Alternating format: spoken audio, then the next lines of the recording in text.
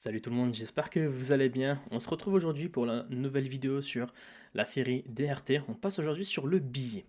On va parler du billet, donc qui est quelque chose de très important sur la time frame daily, qui est vraiment la base. Et on va essayer de comprendre, en fait, finalement, qu'est-ce que ça signifie.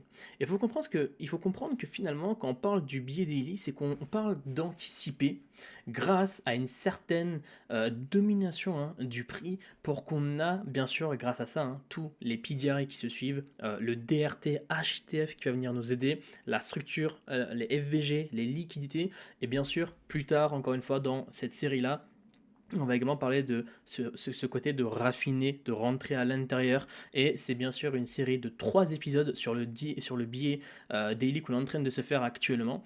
Donc finalement, c'est pour répondre à cette question, nous sommes acheteurs ou vendeurs. Et c'est vrai que c'est la question qu'on se pose tous. Admettons que nous sommes sur un marché et que on est face à une situation similaire à ça. En fait, c'est qu'elle va servir à quoi? Elle va vous servir à vous donner une narrative. C'est ce que j'enseigne depuis des années. Et je mets toujours en avant la narrative dépasse les concepts. Elle reflète finalement tout ce côté et toute cette main cachée de la smart money et des vrais mouvements. Parce on a des phases de manipulation, on a des phases de distribution et tous ces éléments sont quelque chose qu'il faut maîtriser. Et finalement, ça va servir aussi à filtrer les confluences, à éviter de chercher des setups qui n'ont pas de sens. Et, bien sûr, les PDRA qu'on a vus précédemment. Donc, les order blocks, les FVG, les breakers, etc., etc. Tout ça, quand ils sont identifiés sur des time frames bien plus hautes, elles ont plus de puissance. Time frame plus bas, c'est toujours plus faible. D'accord? Et finalement, à quoi sert ce fameux PGI, donc Premium and Discount, bien sûr notre DRT finalement, il va permettre de repérer ces zones-là en fait. D'accord? Vous devez savoir vous concentrer intellectuellement et avoir une narrative et ne pas trader les concepts. Donc ça va vous éviter finalement, à ce niveau-là, on voit quoi? On arrive sur une zone, majeur sell side plus PGRA, j'ai un CSD, ok j'ai un nouveau trade. Magnifique. D'accord? C'est la première des choses à laquelle on fait référence en LTF. Et par contre, qu'est-ce qui va se passer? Le marché va faire un SL. Je pense que beaucoup d'entre vous sont face à cette situation où on est tous passés par là, c'est que ça va vous éviter de prendre des trades à contre-tendance. Et on voit que le marché donc arrive sur les 50% de cette expansion avant que ce dernier reprend la course à la baisse. Parce que le billet était bearish. Je pense que si tout le monde arrivait, entre parenthèses, à définir un billet bien clair dans l'HTF, valider des propres firmes, donc se faire des payouts, même faire grossir un petit capital ou un capital moyen ou ce que vous voulez, serait largement plus facile. C'est pour ça que au lieu de parler des concepts, au lieu de s'amuser à parler des CSD avancés, je ne sais quoi, il faut comprendre que tout part sur la HTF. La HTF dirige le prix et la LTF manipule le prix. D'accord? Donc ça, vous devez bien comprendre. Par la suite, bien sûr, on peut regarder à ce niveau-là. Voyons voir si vous avez bien travaillé. Est-ce que vous avez bien pris en compte tout ce qu'on a dit? Que voyez-vous ici réellement? Temps de réflexion, regardez bien en détail. Et bien sûr, vu qu'on parle de notre fameux DRT, de où à où tracerez-vous votre DRT finalement? Est-ce que vous l'avez vu ou pas du tout? D'accord. Ici, l'IOFED. Rappelez-vous que les bases d'IOFED, on a aussi une espèce de petite consolidation en LTF à la fois, donc consolidation, manipulation et distribution. On a ici un IOFED et une petite base de consolidation. Donc nous sommes d'accord que à ce stade-là, nous avons un DRT.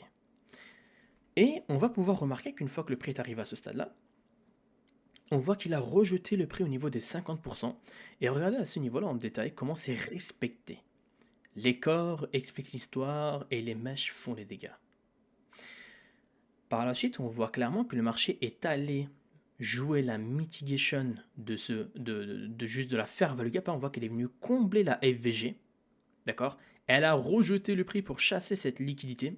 Et on voit qu'on est venu toucher un order block qui est aussi, elle, à high proba parce qu'elle rejette ici les 25% et elle est en discount. Donc on sait que ce sont des zones d'intérêt à high probability.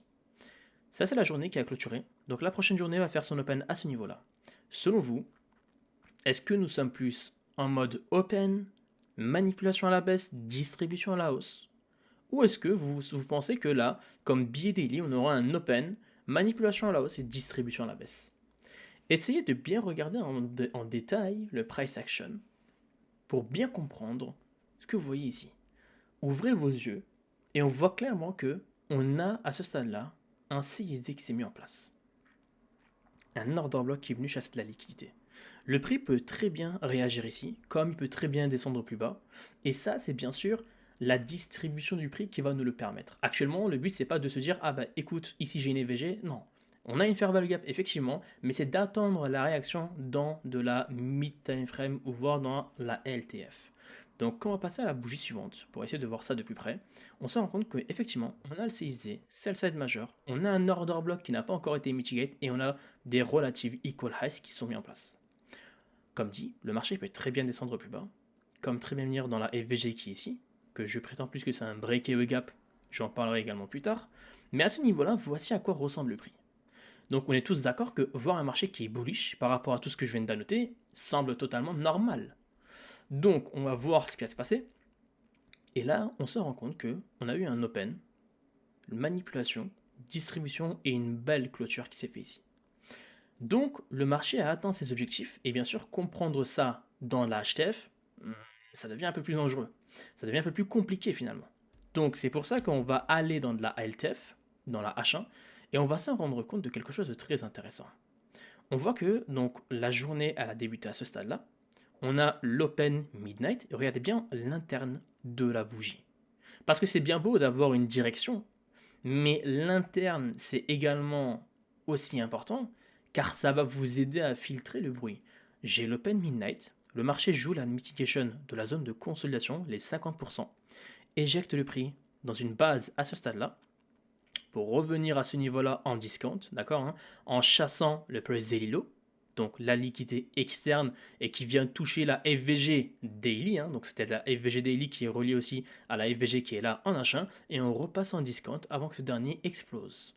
Et maintenant, quand on va se concentrer en détail, qu'est-ce qu'on va pouvoir remarquer? Qu'on est arrivé dans le deep premium à ce niveau-là avant que le prix rejette. Bien sûr, malheureusement, il n'arrive pas à revenir jusqu'à ici, hein. On voit qu'on a à ce niveau-là un order block à IOFED. Donc le marché respecte le lobby à IOFED avant que ce dernier rejette le prix fortement à ce stade-là pour revenir jouer sur l'order block.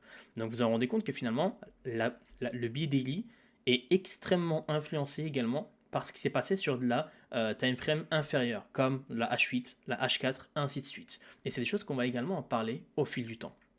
Donc finalement, c'est quoi une bougie daily? J'ai ma bougie daily qui est là. J'arrive sur une zone HTF qui va probablement rejeter le prix. Il y a toujours deux éléments par rapport à ça. Soit on va s'attendre à un échec de plus haut, donc le marché va jouer sur la mèche de rejet, et rappelez-vous ce que SCT a dit, les mèches de rejet sont des order blocks en LTF. D'accord? Vous devez les voir comme des zombies.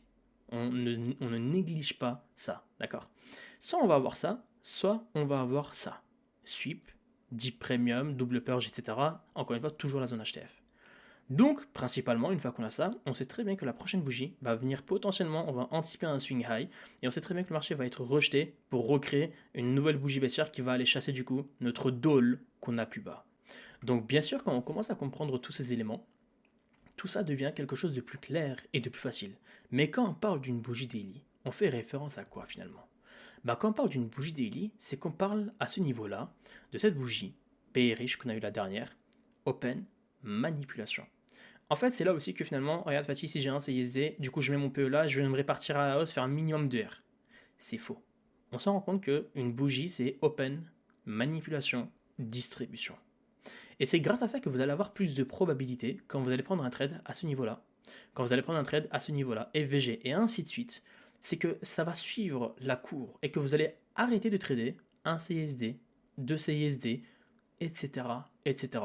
Et c'est pour ça que finalement, cette bougie daily, ce billet daily est extrêmement important et qui va venir vous aider à comprendre aussi la HTF. Pourquoi? Voici cette candle qu'on a à ce niveau-là, qu'on a vu dans la bougie daily, et que là, tu vois que tu as une FVG en H1, mais qu'est-ce qui se passe? Eh ben, le marché va être attiré par des zones HTF et non LTF. Bien sûr, à contrario, si on avait une signature, c'est différent, mais là, j'ai ma FVG daily, le marché vient s'appuyer dessus, et pas sur celle-ci. Il peut avoir bien sûr à l'intérieur de ça des manipulations parce qu'on parle de jeu de la mitigation, d'accord? Ce qui est quelque chose de très important à prendre en compte, mais la Daily Fair Value Gap est beaucoup plus importante. Et c'est pour ça que, comme je l'ai dit au tout début, les time frames sont quelque chose de très important. En fait, la HTF, plus votre time frame est haute, plus le marché est fort. En fait, plus les PDRA sont puissants, comme les FVG, les liquidités, etc. Grâce à ça, vous allez comprendre que la higher time frame, c'est pas qu'une question de jeu, c'est pas qu'une question de patience, c'est bien plus que ça. On sait que la HTF, c'est très chiant parce que le prix doit valider une bougie, par exemple H4, H1, c'est très long, certainement, mais ça va éviter de cramer des comptes, ça va éviter de faire des erreurs qui sont obligatoirement à éviter. D'accord? Voilà pour cette vidéo d'aujourd'hui. Alors en tout cas, bientôt des exemples sur TradingView vont être immédiatement disponibles. D'accord? Donc c'est le billet daily, ça va se dérouler comme je l'ai dit en 3 épisodes. La première, c'est un peu ce côté théorie. La deuxième, on va être beaucoup plus cette fois-ci sur TradingView. J'ai eu des messages, etc. de certaines personnes qui voulaient aussi que à côté de ce format, je mets aussi à la fin, on va dire une petite partie de TradingView. Bah, ça va être également le cas cette fois-ci pour le billet daily.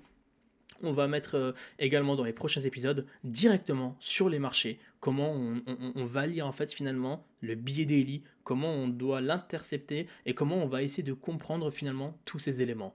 J'espère que déjà ça vous a ouvert les yeux sur pas mal de choses et que vous avez compris déjà l'importance de la daily et la manière dont vous devez l'appliquer, d'accord? Et également un petit point qui est très important aussi, hein, pour ceux qui sont encore là, n'oubliez pas que c'est pas parce que dans le DRT en daily, nous sommes en premium qu'un achat n'est pas possible.